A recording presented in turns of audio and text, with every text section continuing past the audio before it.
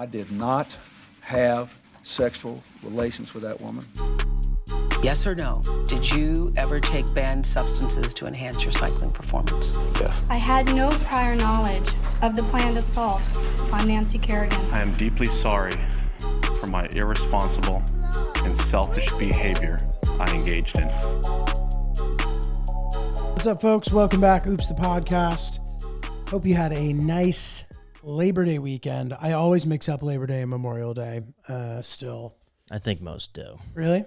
I think most do. That's reassuring. I hope you had a nice time. Thank you for coming out to Hilarities in Cleveland. Be sure to check me this weekend in Grand Rapids, Michigan at Dr. Grins. Also, 20th and 21st at St. Pete at Coastal Creative. 13th at the Funny Bone in Columbus. That's 13th of October. And then the 26th of October in Seattle, hereafter at the Crocodile. I am joined today by Ryan, is very polite Lynch. And I'm joined by Giulio. That you are. Good to see you. Looking good. To see you too. Here we are. So I like hanging out with you a little bit before we start recording. Yeah, it's nice. That's it. It's nice. It's a good little. We have a good little system. Enjoy hanging. A little bit of banter. Yeah, a little chopping it up, catching up on what's going on. Some stuff that can't always be aired. Yeah, a lot of stuff. Got to keep classified. Got to keep it classified. First of all, I remember a while ago, Lynch. This might have been the JP episode. We asked people if there was like a really specific, unique thing about their city that they didn't like that people wouldn't know about if they didn't live there. I think somebody hit us with a very specific one that's really funny. This is it. He goes, thing I hate about my city that wouldn't be as obvious. I live in North Denver, and there's a Purina factory a couple miles up the street. A what? A Purina factory, which I believe is dog food. Okay. Anytime the wind blows west, all of North Denver smells like dog food. Oh, God. It's not the worst smell in the world, but it's just so off-putting to walk outside and smell dog food constantly. They run the factory all the time. It's not a 9-to-5 situation. Nothing is more of a vibe check on happy hour than the Purina wind. That is great. I love that I've never heard that before. Careful up there in North Denver. I bet the dogs love that, though. But I would get tired if I was living somewhere and I stepped outside and every time I took a sniff, I smelled tuna tartare. Dude, totally. And tuna tartare potentially is a better smell than dog food even. Kind of smells like nothing. It just depends. If it's olive oiled properly, yeah, but I guess to each their own. But I think we all agree that dog food is definitely nauseating. Yeah. And Lynch does not like the smell of tuna tartare. No, I do. Fair. Yeah, I think just too much of anything. Got it. I see what you're saying. But tuna tartare is not even a good example because it doesn't smell like anything. No, but it does, and it's a rich enough taste that I see what you mean. Like if you are just inundated with raw tuna constantly, I imagine that would get disgusting. Yeah. But yeah, dude, and I hope that like the rents reflect accordingly in North Denver. Like that sucks. Mm-hmm. I'm not paying the same for that apartment as the neighborhood where there's no dog food wind. Some sort of like air tax reimbursement stipend. Something. Some sort of tax benefit. Yeah, some sort of tax benefit, some sort of kickback, or at least the acknowledgement that I'm paying less to live there because of the dog food. I wonder if the city is like pissed at them about it, or if that, I don't know, maybe brings a bunch of jobs. I wonder if there's more to this. I'm sure if we take a deep dive into like a Reddit thread, we'll find more on it to see maybe this is just a personal issue for this person. Maybe everyone else is like super chill about it. Yeah, but that's interesting to think the dogs are just constantly like thrown into a frenzy. Yeah. And it's a shame too if you move to Denver because like Denver to me, like bare bones, if I was a preschooler and I'm thinking about Denver, I think of like mountains, nature, and hot air quality. And so for one of those things to like not be that great, gotcha. Like why would I be as excited to move there? Totally. Denver, one thing about Denver that I find kind of disappointing is just the way that the actual city itself is set up. I've heard that. It's not cute. And I can't decide if I would eventually have like a renaissance with it because there's something like cool about lifeless sort of like communist architecture in general. Like East Berlin I find very charming. There's parts of Central Europe I find very charming. But for whatever reason, Denver doesn't pull it off for me. The saving grace for sure is it's like a young city and there's, supposedly a bunch of cool stuff you can do. and then the nature's nearby, and you can see the mountains in the distance. They're kind of far, but like it's the portal to nature. Yeah. To your point. But dude, that's a funny thing too. It's like, apparently you can do things. I feel like I don't do that much stuff in New York. That might be a New outdoor York activity. Thing. Anything, bro. Like the most of what I do is go to dinner sometimes, and that's pretty much the only. Drinking and eating are the only two things I ever do here. I will occasionally try to do other things, but it is a kind of noteworthy departure. Whereas I feel like people in other places do more stuff. I know that's like the New York grind maybe, and like that's just the lifestyle. But I feel like in other places, people are always bragging to me about the cool places with activities that they have. We have all that here, but I feel like nobody does any of it who lives here. I feel like there's like an overload. Like there's such an abundance that like you have a tough time deciding what to do, and then you're just like, I'm just not gonna do anything because it's too complex. Interesting. Kind of like picking a show on Netflix. At least for me, like I have a tough time like deciding on something. I have a night dedicated to watching a show. I like can't because I'm just so overstimulated by all the options. I feel like living in New York is like that. But if you live in a place like Denver, mountain, outside, let's go. But dude, even like you'll be at like in most of the cities that I visit, and you're right. I think that like the extra the options constantly flowing at you and the density, there's so much you can pick from. That is definitely makes it more complicated to pick. But also I think there must be something having to do with just people's schedules here. I think that there's like grind to survive mentality. It's super expensive, and like you're either busy working your full-time job, or if you don't have a full-time job, you're like hustling to make sure that you can like survive. Mm-hmm. You know what I mean? And, yeah, I don't know, but I know that here I've never met up with people and had them be like, oh, guess what? There's like an axe throwing place. You throw axes. It's cool. We have that. I've just never heard someone talk about it. Or I've never heard, rarely you hear someone be like, oh, it's this really cool speakeasy.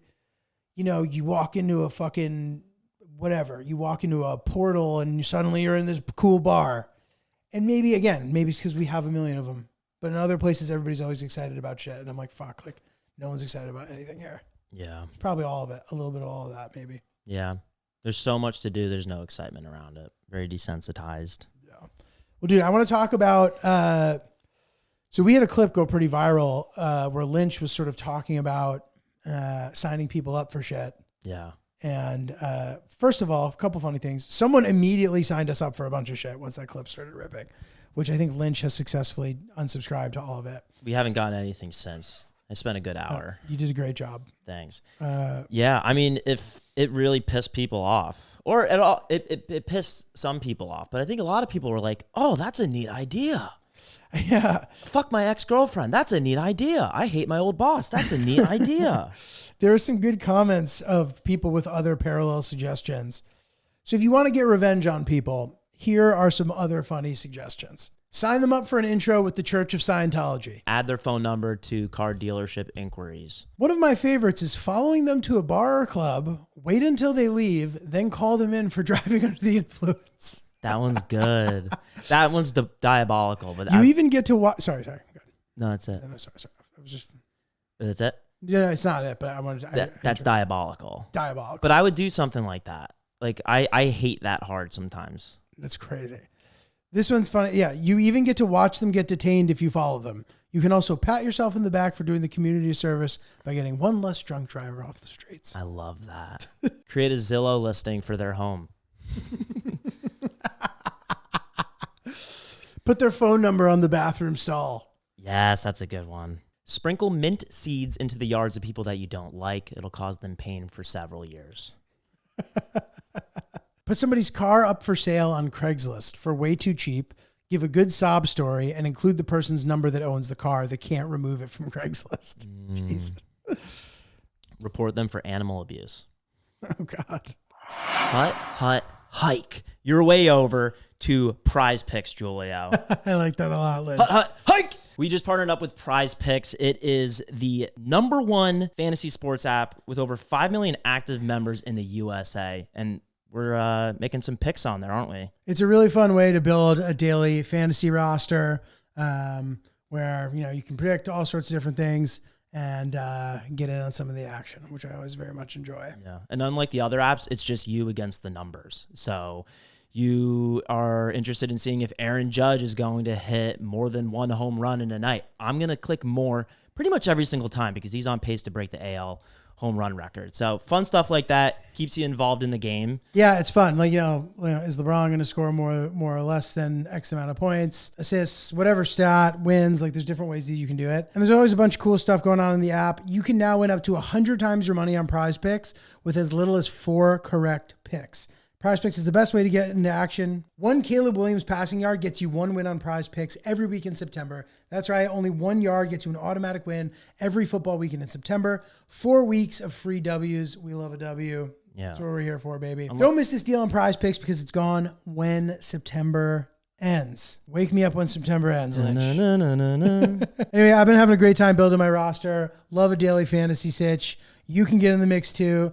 Download the Prize Picks app today and use code OOPS to get $50 instantly when you play $5. That's code OOPS on Prize Picks to get $50 instantly when you play $5. You don't even need to win to receive the $50 bonus. It's guaranteed. Prize Picks, run your game. I got an epidural injection in my neck, which, by is the way, that like a syringe? dude, it's the biggest needle you'll ever see in your entire life. First of all, it's a thing that they give to pregnant women. So when I've been telling people I got an epidural, they're like, "Are you giving birth?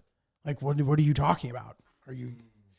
And dude, what a gnarly experience. I was, nervous about it. I'd never done it. The idea of getting a needle in the spine for a nerve sounds pretty gnarly. Now, I was hopeful because now you guys have been following my little health saga with this fucking pinched nerve herniated disc situation. I was feeling pretty good. Like, basically no problems. And, I haven't been ripping push-ups or anything, but I felt pretty functional and almost like I didn't even need to get it. A couple of different people were like, you know what, maybe it's worth it to get it because this might close the door on this saga for you forever. Even though, typically the epidural is temporary, since you're in such a good spot, this might actually do the trick. So I was like, okay, great. So I go to do it. Now, dude, they give you anesthesia for the epidural. So, I've never had surgery. I don't know the difference between a little anesthesia, a lot of anesthesia. I think I've sort of had it for my wisdom teeth, but that was kind of the only time. And it's not, I think for the wisdom teeth, it's not deep. But anyway, so they're intending to give me anesthesia and I'm not clear on how they're even going to do this. I'm like, am I going to be going into a room? Do I have to put on a smock? How does this procedure work? It seems so intense, yet it also seems so casual. So there's a little waiting room. I go in there. The woman who put the thing in my arm, in the needle, just, how they do the blood vials, you need that same thing for anesthesia. So it's kind of a little needle goes in and then there's an empty port almost that something else is going to go in. Mm-hmm. She completely botched it. There was tape everywhere. Dude, I'm going to show you a picture of this. And she's like, it's as if I haven't been doing this for 3 years. The other lady came over and was watching her and was just looking at her are you serious? But didn't want to say anything because she didn't want to undermine the practice. But it was like that, dude. I know that they mess up, and that's a normal thing sometimes, but to say that. It's normal to mess up. She was trying to overdo calming you down. She that would have sketched me out. Dude, I think, yeah. She was so aware that it was so bad that she had to call it out. There's a world where if she had just fully acted like it was normal, I might have just been willing to accept it. By the way, I was trying to show Hillary this picture and she kept going, I'm not looking at that. I'm like, can you just look? She goes, why do I have to look? Stop trying to make me look at this. I want people to see gross photos of me too. Bro, look at this. Look at this. Look at this botch job. Yeah, there's 3 pieces of tape. Bro, what the fuck? So now, and there's blood leaking all over my arm. And now you have less mobility with bending your elbow. Yeah. That's not fun. Dude, I'm leaking. I'm leaking onto myself. So now I end up with a bruise. It's just, so there's one thing when when someone's doing it bad because it hurts when they put it in. Yeah. So anyway, I'm like, all right, whatever. Fine. Hopefully this won't, now I'm thinking, oh, if this isn't in right, is this going to fuck my shit up? Is this going to make it hurt more? Blah, blah, blah, blah, blah. Right. And the whole time, bro, the pain doctor keeps telling me that he's going to try to make it manageable for me. We're going to try to make this manageable. We're going to try to make it They kept saying that. So I'm like, I'm used to hearing the dentist say that, and then it hurts so much. And then they're like, you felt that? Yes, you fucking moron. I felt that. So anyway, I'm like nervous. You know what I mean? I'm just kind of like, all right, I just want to get this over with. I need to do it. And the way that I always try to trick myself into doing unpleasant medical stuff that I don't want to do, I tell myself that it's such a privilege to even have the opportunity to get this treatment that I should just be happy and feel grateful that I'm able to do it, despite the fact that it's going to be extremely unpleasant. And it kind of works. So anyway, I go in there, bro. The doctor is wearing a giant like camo smock and goggles. I'm like, are we welding? I'm like, what's going on in here? And he's like, all right, you're going to lie face down on the thing, on this table. And it's almost like a massage table. Your head can go in. Take your shirt. So they take my shirt off. And I see the epidural in the corner of my eye. Now, the whole time they've been asking me, are you weird with needles? Are you weird with needles? And I was like, no, because I'm not. Like, vaccines never freak me out. Like, at the physical, when they used to do the hemoglobin blood prick, like, I found that more unpleasant than the actual vaccines most of the time. Mm-hmm. So I don't have a needle thing, but dude, how big this needle was. It looked like a fucking RPG. It looked like a bazooka. How long was like the lead part? Dude, it's like, yeah, it looks like honestly, like a glue gun. Uh-huh. So like, I caught it very briefly and then just tried not to look at it. But like, dude, we're talking. You can't unsee that. This thing is huge. Yeah. So I'm like, God damn it. So anyway, I lay down, I'm getting ready to go, and they do like a live x-ray on your back so that they can get it in the right spot. The doctor goes, all right, we're just going to turn this anesthesia on real quick just to relax you a little bit. Dude, I'm not kidding you. How unbelievable I felt when they did that.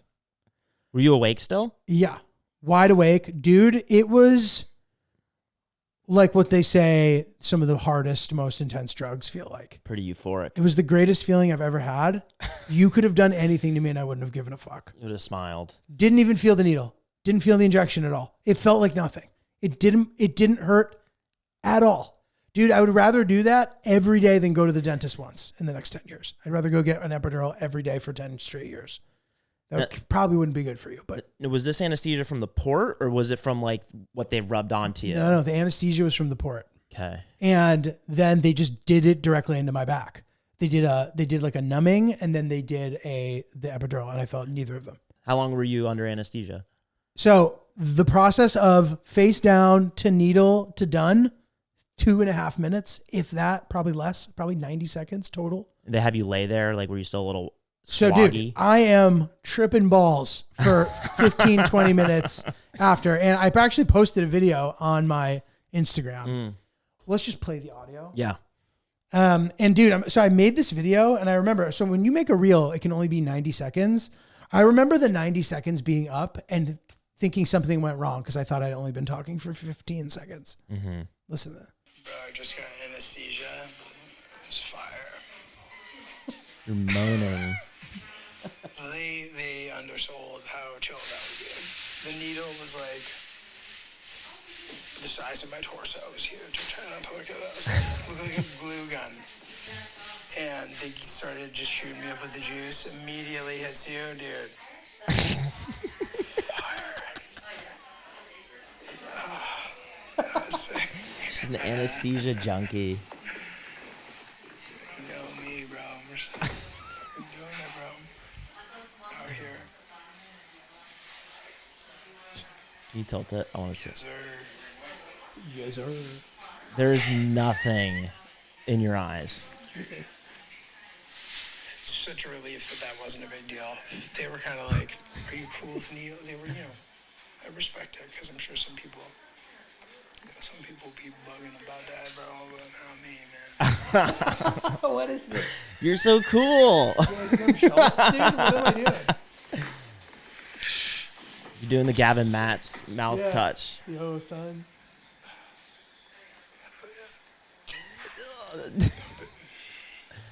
Also, how far superior that is to the dentist telling you we're going to try to keep you comfortable, and then they just... I was shocked when the video stopped. Did you upload that under that state of mind? Yes. No, I didn't. Because I just posted that morning, so I uploaded it, and then I was like, I'm going to post this tomorrow. And I showed it to Hillary, and she was like, alarmed. She was like, "This is alarming." It's funny. There is a hack. Real quick, there is a hack if you want to upload a video longer than 90 seconds, upload it as a post, and then it will just convert it into a reel. But then the algorithm will be pissed.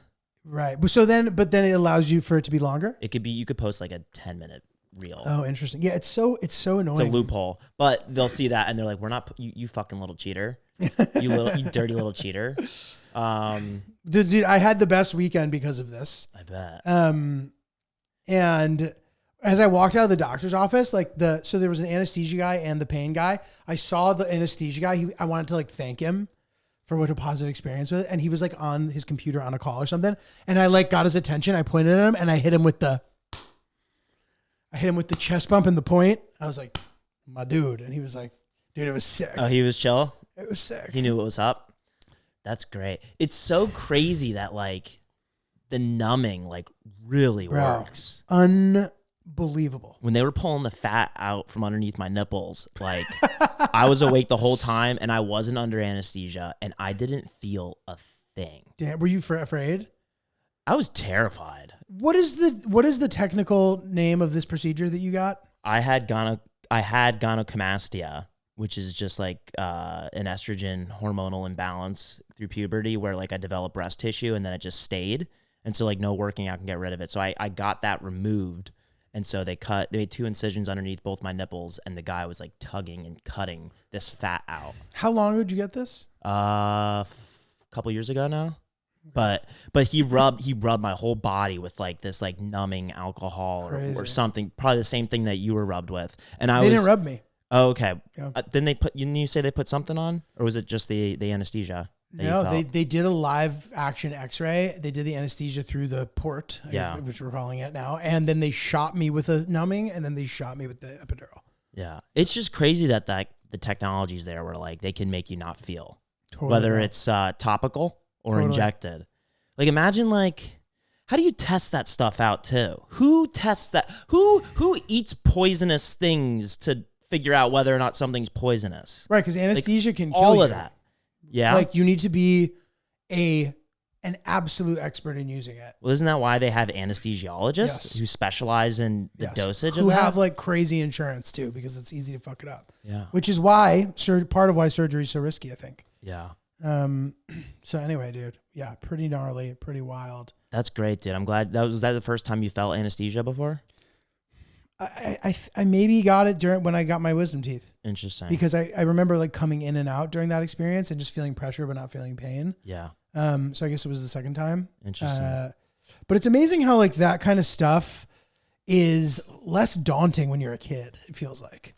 So like even going to the dentist, it's just something that you have to do. You go, it's not as stressful. Maybe you just like aren't as sensitive yet because your teeth are still just like intact and good. But I did not fear the dentist until I became an adult. I was not afraid of like my wisdom teeth. I wasn't afraid of at all. And the recovery was kind of tough from that. Did you have yours removed? Yeah, I agree with you. It was a pretty simple process, but I was in pain. Yeah, I was taking way too many oxycodones for like too long of a time. Yeah. And the doctor was like, you're still taking those? You need to like switch to Advil. My mom made me switch I was in college. I think I forget. Yeah, I was home from winter break and my mom made me stop taking the opioids after like a couple days because she was freaking out about that. Yeah.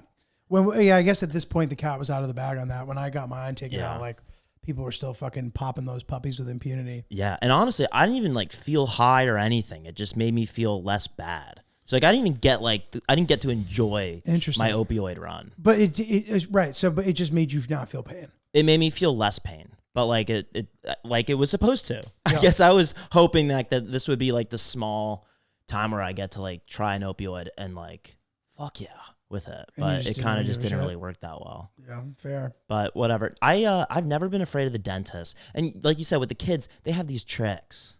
Like I remember like whenever like they're like doing stuff with me, they're distracting me and they're talking about Toy Story. Like when you're an adult, you don't really get that. So you don't care. Yeah. It's more just like I hope you're ready for this because I got 10 other people I'm going to be working with today. So I don't really care if you're nervous or not. Right. I'm just going to tell you to calm down. No, totally. And I feel like dentists feel like the least compassionate. Like doctors will do their best to like really be in the moment, I feel. Yeah. Even if they can't accomplish it fully. Dentists, it's just like, you're fine.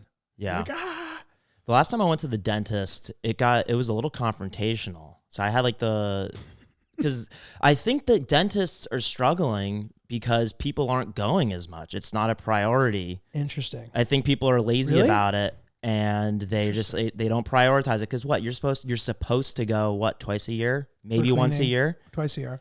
I went after not going for like 3 or 4 years, and I got yelled at. The thing was, my teeth were fine, and I took care of my teeth. My teeth were in great shape, so I didn't think that the scolding was warranted. So I'm just like taking this, but I'm kind of just like I'm just nodding and You're like, not "Oh, fuck listening. you, I'm just dude." like, fuck you. You never you're not my real dentist. My real dentist wasn't there that day. You're not my real dad. And so she's yelling at me. She's like, you need to book an appointment, and like we need to schedule your next one. And then I was thinking about how she's probably doing like business stuff right now. Like she's just trying to like right. get people I in the got that door feeling too. for like the business side, and it made me feel really icky. Agreed. And in protest, I haven't gone to the dentist since. So 2 things. You know? I fully agree with what you're saying. I think there's that like person who's the one who like is the operator. Now, we probably should be going all these times a year, but still, like sometimes they're like, oh, like you'll go to a dentist and they'll tell you one thing, you go to another one and they're like, oh, you're fine. Like you don't have a cavity. It's like a pre-cavity. You don't need to do anything to it, whatever. However, it is one of those things where by going, and I don't, so I'm not saying this in reply to you. I agree with you, but this is what Ideal world advice. I think this is why it's worth it to go a lot.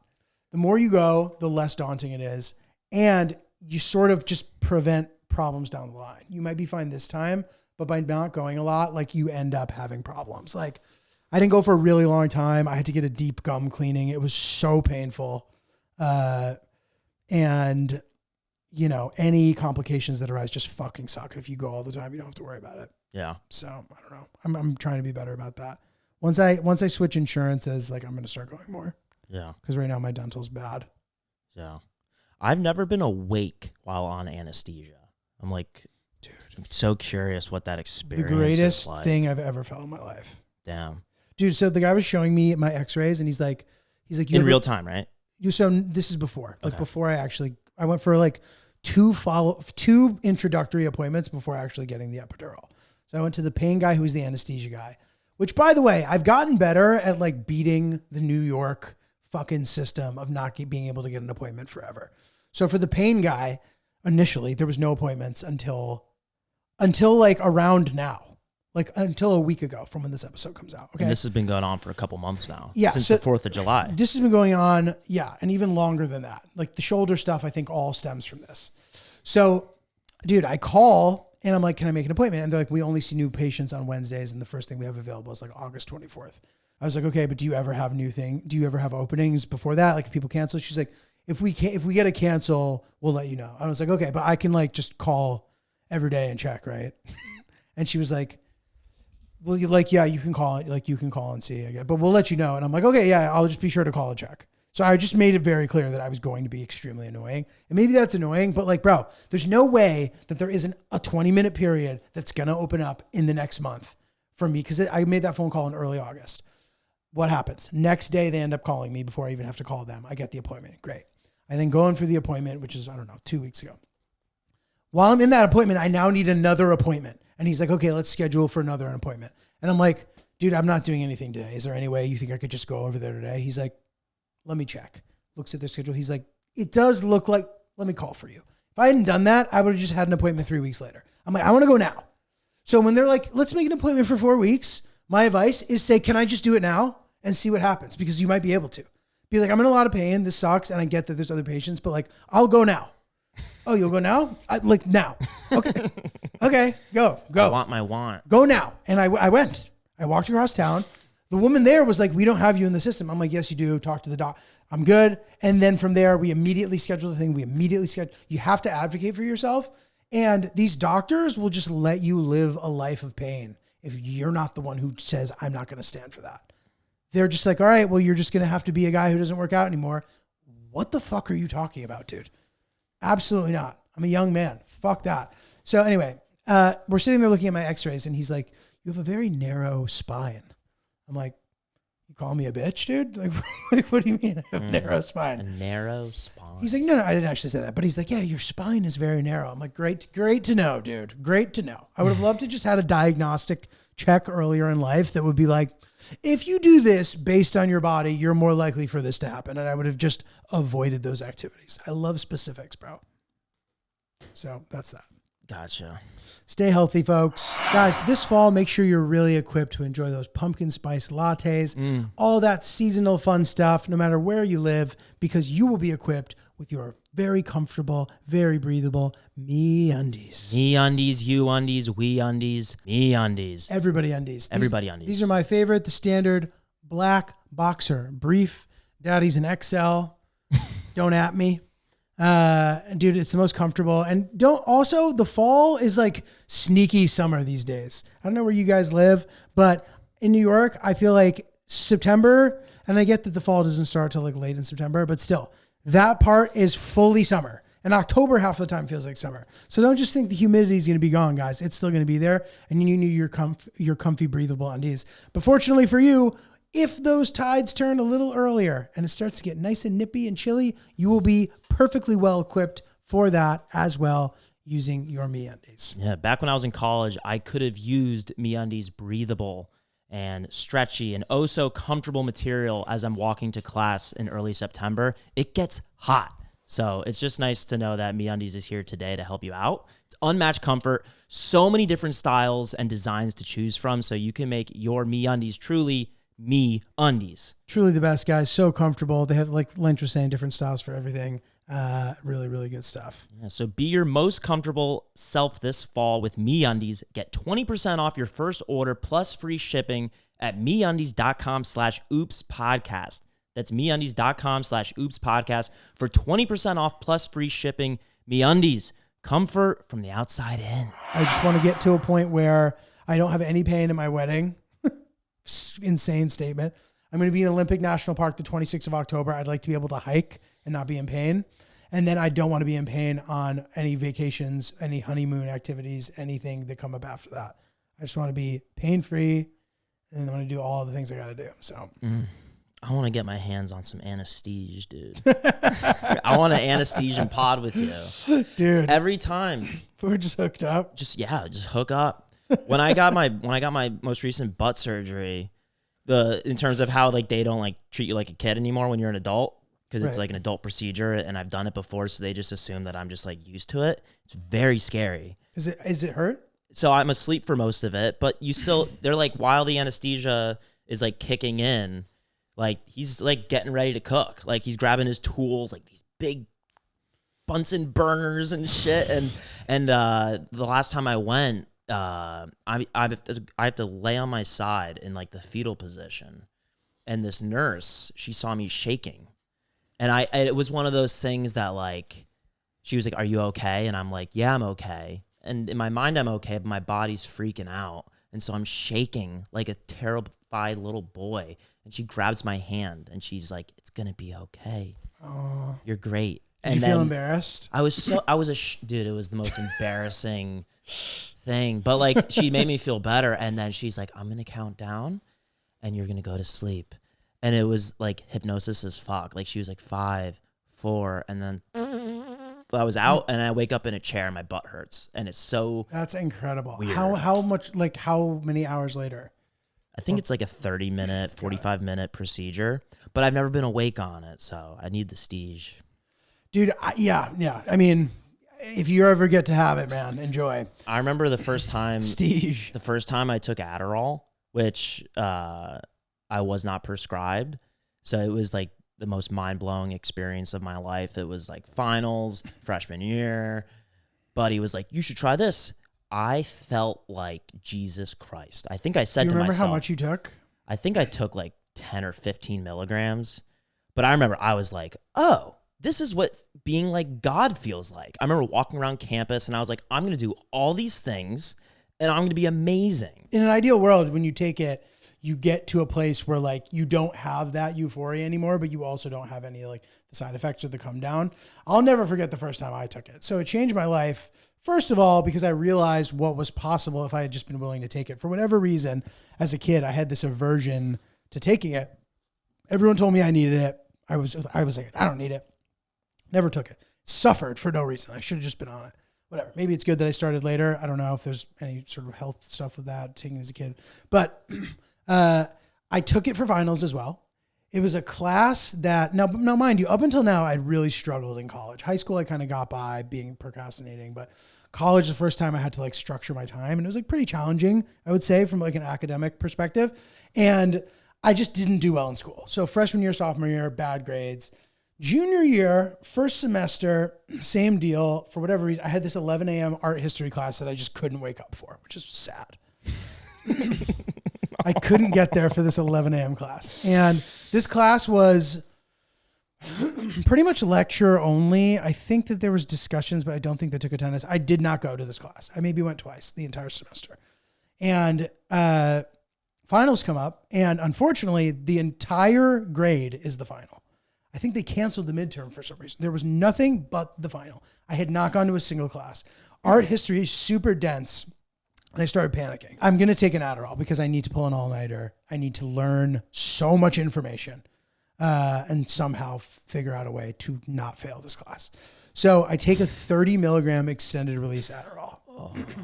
I've never taken Adderall before. So if you've never taken it, you know how, I think that's pretty much the most you can take. The extended release is a little less intense than the immediate release because it lasts longer, but like that is a crazy amount. I would never take that amount now, and I'm prescribed. So initially I feel what you were talking about, just this euphoria, this eagerness and willingness to learn and retain and sit there. And I'm thinking about all these other big brain ideas. I feel like I've unlocked this part of my brain, like it's the limitless pill. But then I start having these like wild ups and downs. Somehow it turns into me. I'm sleeping at my girlfriend's house. We get into this massive fight. I go on to for no reason. Like I think I was just because of the Adderall. Like it's like coming down off of a much harder stimulant drug, basically. Mm-hmm. I'm trying to sleep on the couch. I am wide awake. No chance. I then like don't sleep at all, go and take the test, still awake till like 7 or 8 p.m. that night, and then eventually end up crashing and falling asleep. And it was like this crazy wild ride. And then I got a C+ on the test and in the class, and it was a fucking miracle. But like was not, you can't abuse that shit, dude, or you'll have a crazy situation. Yeah. That's great though. Yeah. And same thing, that same semester, I had to write a final paper in this class I did not give a fuck about. It was like some bullshit theory class about nothing. Like I hated the class. I hated the teacher. I did not care at all. I then decided that it would be a good idea to smoke a joint before I wrote the final paper. And I just literally sat down and tried to write it and started sobbing.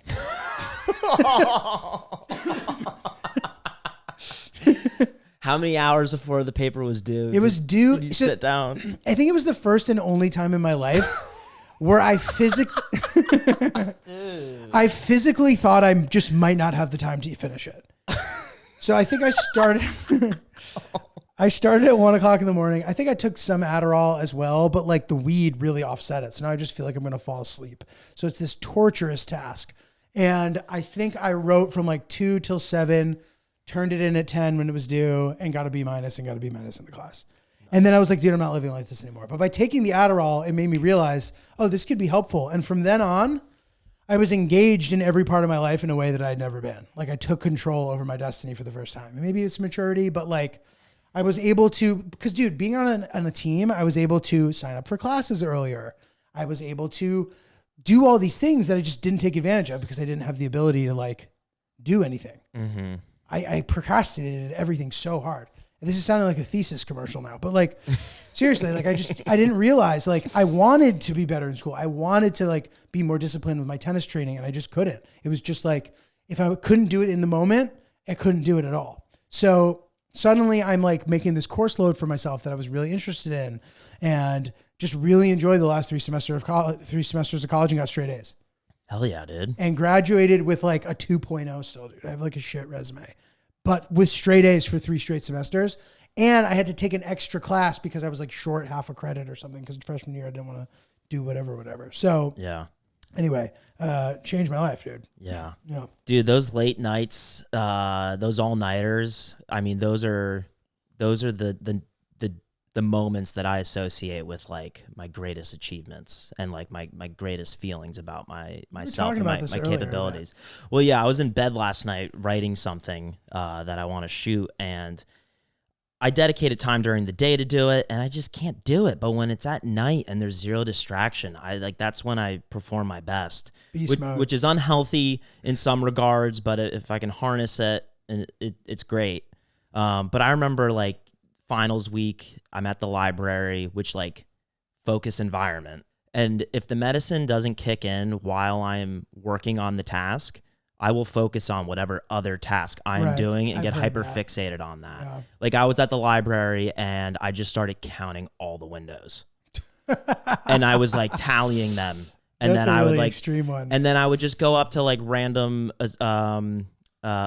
acquaintances that are in the classes with me, and I would just go and like shoot the shit with them about the final about the final paper that we're both working on while not working on it. And then I would go and I was like, let me print out my resume. And then I like walk up 3 flights of stairs and then print it. And then it would come out black when I wanted to print it in color. And then I'd go back down.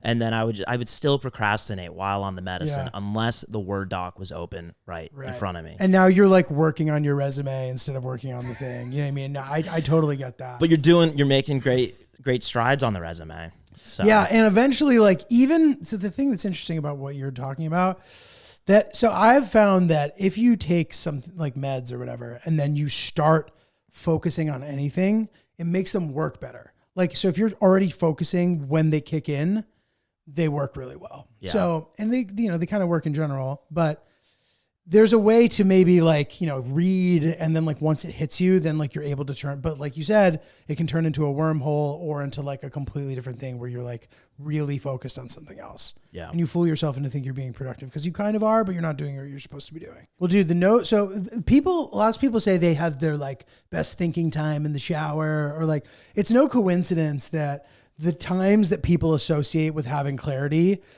the thing they all have in common is that there's no like screen time involved.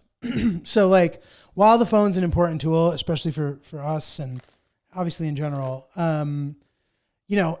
committing to that time without it can really be energizing and give you that energy you need. Whereas when you're in the fucking like screen cycle, like you're kind of just running on fumes. Like the stimulation from the screen is like keeping you going instead of having like inner energy. Yeah. So like people be like, oh, when I read, I get tired. Like that just means that you needed to rest, I think. You know what I mean?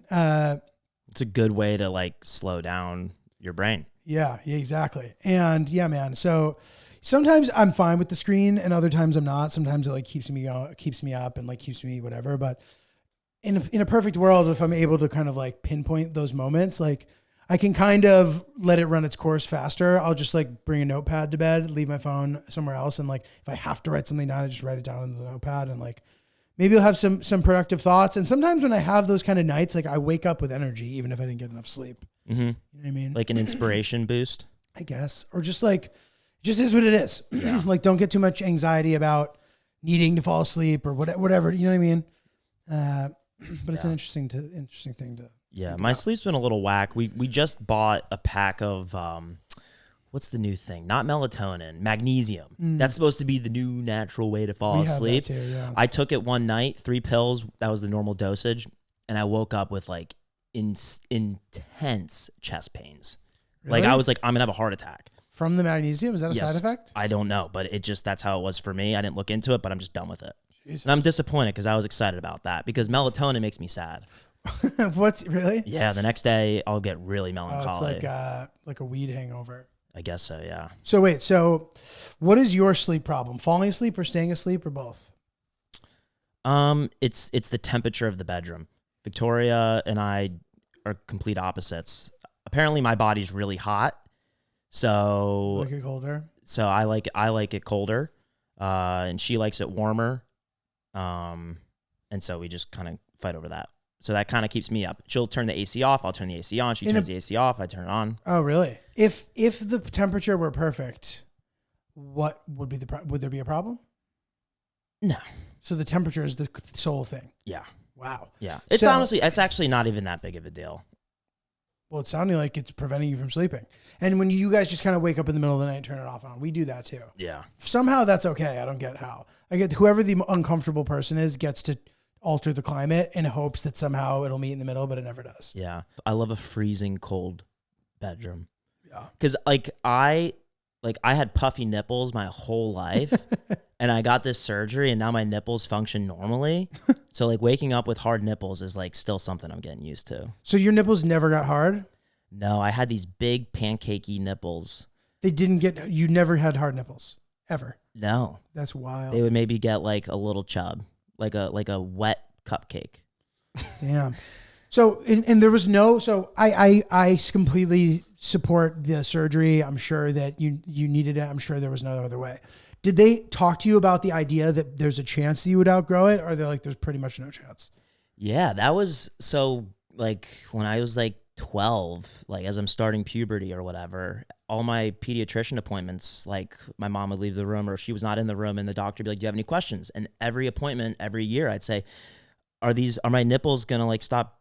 Are they going to go normal? Like my chest is like, I have like boobs.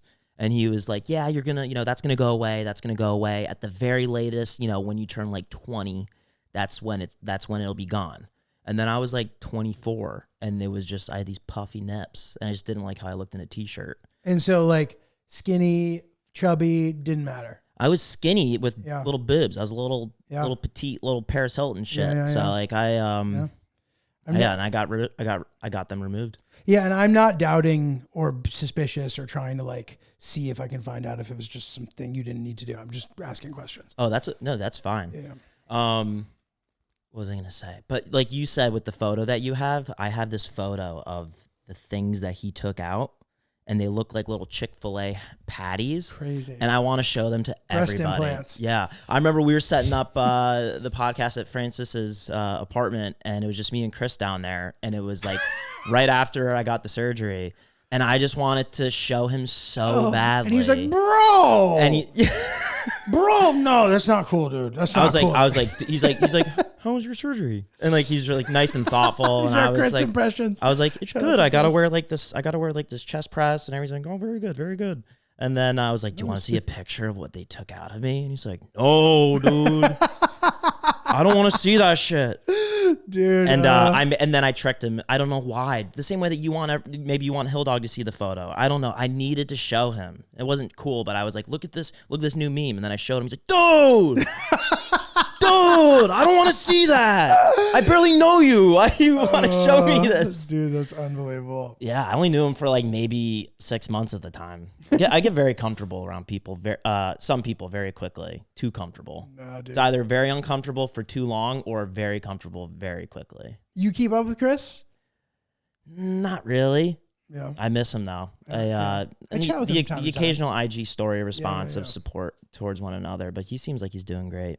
Yeah, I mean, Chris, of the four of us of the original Oops, the podcast, so I guess Ryan wasn't with us originally, but when all four of us were united, of the four of us, Chris is the one who has made the biggest progression in his life.